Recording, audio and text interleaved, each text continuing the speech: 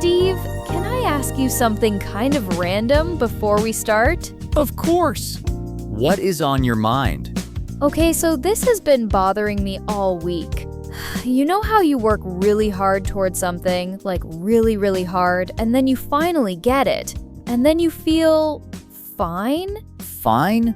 Just fine, not amazing, not relieved. Just, okay, cool, that happened. And then your brain just moves on to the next thing. I know exactly what you are describing. Has this happened to you recently? Yes. Okay, so I have been on a waiting list for an apartment for almost 6 months, and I finally got the call this week. I got in, and I hung up the phone, and I sat there, and I thought, is that it? The big feeling did not come. It did not come. I was happy for like 3 minutes, and then I was already thinking about moving boxes and changing my address and all the boring things. And then I felt bad for not feeling more excited, which made the whole thing worse. You felt guilty for not feeling grateful enough. Exactly. And I spent 2 days thinking, maybe I am just an ungrateful person. Maybe something is wrong with me. Okay, nothing is wrong with you. And today I want to explain why. Because this experience has a name, and once you understand why it happens, I think it becomes a lot easier to live with. Good. Because I really need someone to explain this to me. Okay, so there is a phrase that psychologists use. It is called the arrival fallacy. Let us break that down. Arrival, that means getting to a place, reaching a goal, and fallacy, F-A-L-L-A-C-Y. A fallacy is a wrong belief. Something you think is true, but it is not. So the arrival fallacy is the wrong belief that when you arrive somewhere, you will finally feel happy? Exactly. The belief that when you reach a goal, a job, a relationship, an apartment, a number, a big lasting feeling of happiness will arrive with it. And stay. But it does not stay. It does arrive. For a short time, but much faster than we expect, our brain adjusts. And what was exciting yesterday becomes normal today. Okay, so why does that happen? Why does the brain do that? It is called hedonic adaptation. Hedonic, H-E-D-O-N-I-C. That word means related to feelings of pleasure or happiness. And adaptation means getting used to something. So hedonic adaptation is the way our brain gets used to good things very quickly. It just stops noticing them. Right. Your brain is always scanning for what is new, what is different, what might be a problem. Once something becomes familiar, it stops paying close attention. It moves on. So the apartment that felt like a dream becomes just where I live. Within a few weeks, yes. And the new job becomes just your job. And the relationship that once felt incredible becomes just your relationship. Okay, I feel like I need a moment to process this. Because on one hand, I understand it. On the other hand, it feels really unfair. I know. But here is the thing. This is not a failure. It is not a sign that you are ungrateful. It is just how the human brain works. And it actually has a useful purpose. What is the purpose? If you felt the same intense happiness about everything good in your life every single day, your brain would not have room to notice anything else. The adaptation is what lets you function. Okay, that makes sense, but it still feels uncomfortable. The uncomfortable part is not the adaptation. The uncomfortable part is what we expected before it happened. We thought we would get there and finally feel done, finished, like we could stop chasing. And that never happens. Because the brain finds the next thing. Always. Okay, so I want to talk about 3 situations where this shows up, because I think most people will recognize at least one of them. Okay, I am ready. The first is achievement. You work towards something for a long time. A degree, a promotion, finishing a project that has been sitting on your desk for months. And underneath all that work, there is a quiet hope. When I finish this, I will feel like I proved something, like I am enough. Oh, yeah. I thought when I graduated from university, everything would feel settled. Like the question, am I doing okay? Am I on the right path? Would just go away. And did it? For about a week. And then there was a new question, a new thing to worry about, a new line to cross. Because the real goal was never the diploma. What do you mean? The real goal was the feeling of being enough.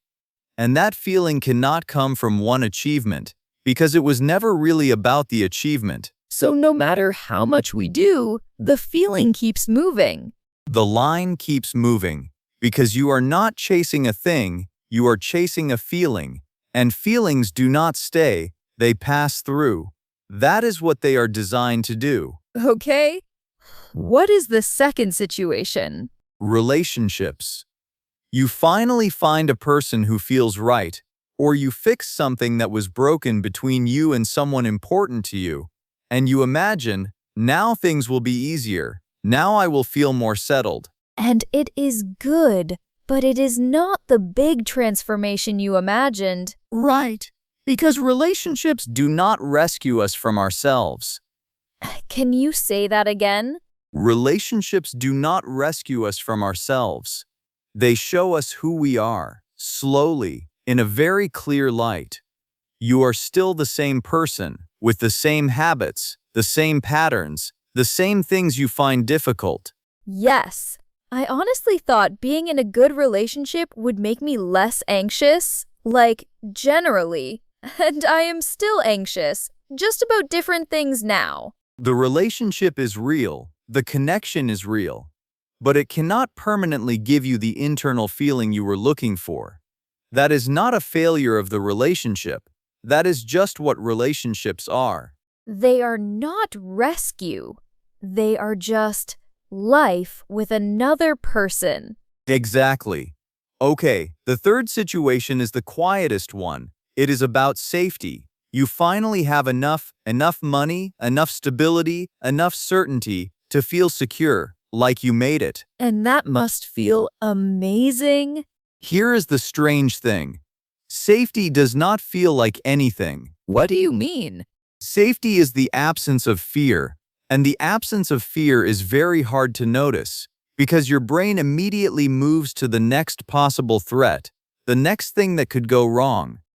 Oh, so you get to the safe place, and you are already scanning for the next problem. You got what you were chasing, but you did not even feel yourself get it, because your attention was already somewhere else. That is actually a little heartbreaking. I know, but it is also freeing if you think about it in a certain way. How?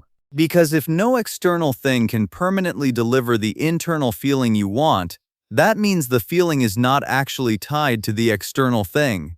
It is coming from somewhere else. From inside. From how you are engaging with your life, right now, not the future version of your life. This one. Okay, so what do we do? Because I feel like understanding the problem is only half of it. Right. Let us talk about that. And I want to start by saying, I am not going to tell you to want less. That is not honest, and it does not work. We are people who want things. That is not a problem to fix. Good. Because every time someone says just want less, I want less of their advice. Okay, so here is what I think is actually going wrong. We have been measuring the wrong thing. We keep asking, did I get what I wanted? Yes. And then we are confused when it feels quiet. So what is the right thing to measure? Did I find something worth caring about in the process of getting there? Not the arrival, the path. Oh, the process. Because here is what I notice about people who seem to handle success well. People who do not immediately collapse into, okay, what is next? They are not people who want less.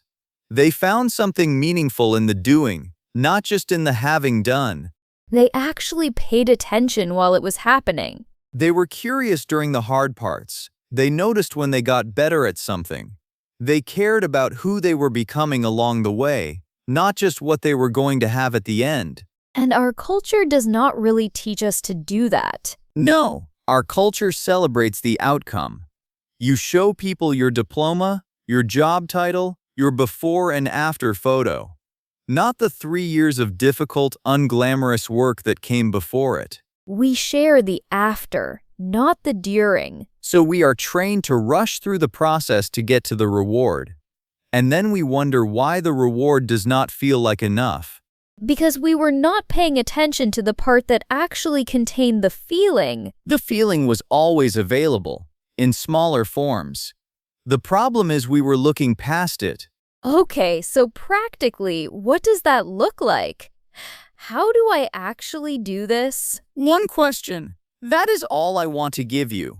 Because I think one good question is more useful than a long list of habits. Okay, what is the question? When you notice yourself thinking, when I finally get X, then I will feel Y, pause, and ask, what is the feeling I am actually chasing? Not the thing, the feeling underneath the thing. Right. Let us practice. Abby, what are you chasing right now? Not what do you want.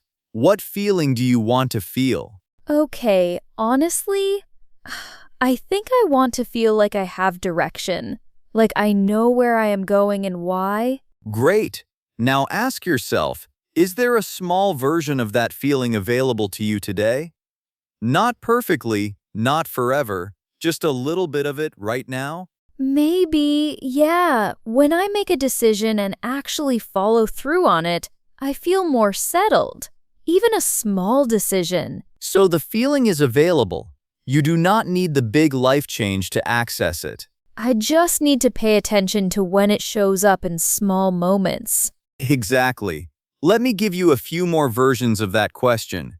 If the feeling you are chasing is significance, the sense that what you do matters, try asking, when did I last feel genuinely proud of something I did, not because someone else noticed, but because I noticed? That is a harder question than it sounds. It is, because we are very practiced at noticing when other people acknowledge us.